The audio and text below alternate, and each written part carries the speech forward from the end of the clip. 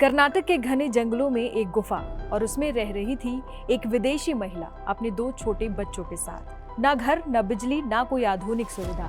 लेकिन जब पुलिस ने उन्हें वहां देखा तो वो डरी हुई नहीं थी, बल्कि मुस्कुराती हुई बोली, हम मर नहीं रहे थे, हम तो खुश थे। ये कहानी है नीना कुटीना की, एक रूसी महिला जिसकी जिंदगी किसी फिल्मी स्क्रिप्ट से कम नहीं है। नमस्कार, मैं हूं अनुश्री गुप्ता। कुछ दिन पहले कर्नाटक के गोकर्णा इलाके में एक भूस्खलन के बाद जब पुलिस ने जंगल का निरीक्षण शुरू किया तो उन्हें एक गुफा में 3 लोग दिखे, एक विदेशी महिला और उसके 2 मासूम बच्चे। नाम था नीना कुटीना। उनके साथ थी उनकी बेटियां प्रिया 6 साल की और आमा 4 साल की। जब पुलिस ने उनसे पूछा कि वो यहाँ क्यों रह रही हैं, तो नीना का जवाब चौंकाने वाला था। हम जंगल में जीना जानते हैं, बच्चे मर नहीं रहे थे बल्कि वो खुश थे। मैंने उन्हें मरने के लिए जंगल में नहीं लाया।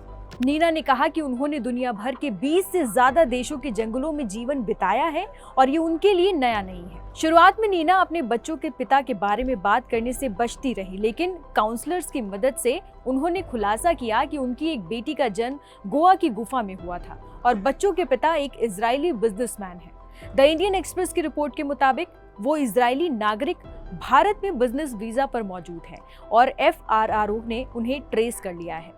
रिपोर्ट्स के मुताबिक नीना का वीजा 2017 में ही खत्म हो गया था, लेकिन नीना ने इस दावे को नकारते हुए कहा कि हाँ, वीजा खत्म हुआ है, लेकिन हाल ही में 2017 के बाद हम 4 देशों में गए और फिर भारत लौटे। अब भारत सरकार उन्हें और उनके बच्चों को वापस रूस भेजने की प्रक्रिया में जुटी है, जिसमें लगभग 1 महीना लग सकता है। नीना के पास रूस में एक और बच्चा है और भारत में ये 2 बेटियां।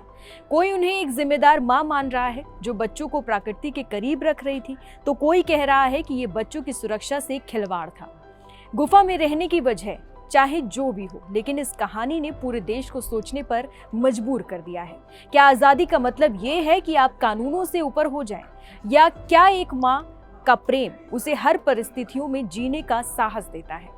आपका क्या सोचना है, हमें कमेंट कर जरूर बताएं।